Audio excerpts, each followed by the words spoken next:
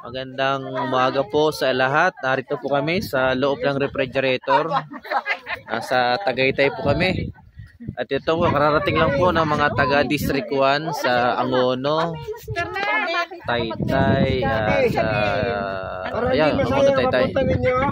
Ayan. Parang apo na po kayo. Ito lang ang kapatid, si Brother Ruben. Dito po kami sa mga kasama ko po.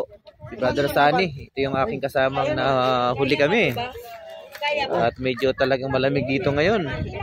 Nasa loob po kami ng rep eh. Ito ang mga kasama ko. Parating lang ng iba. Galing po kami ng Antipolo Rizal. At medyo masaya.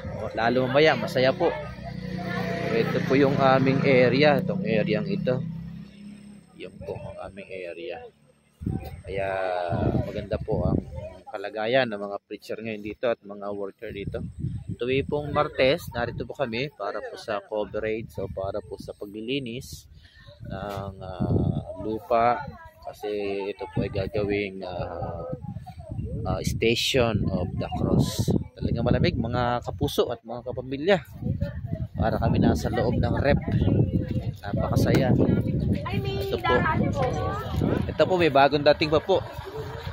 Galing naman ito sa ibang lugar. Malabon ang tatak kayo. Malabon. Ito tayo. Ito ang isa naming choir sa Angono. Nagtatakip ng muka. Ito po, coordinator ng Angono.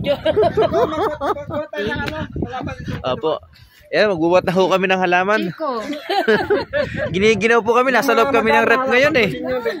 Nasa loob kami ng rep. Sige po, maraming salamat.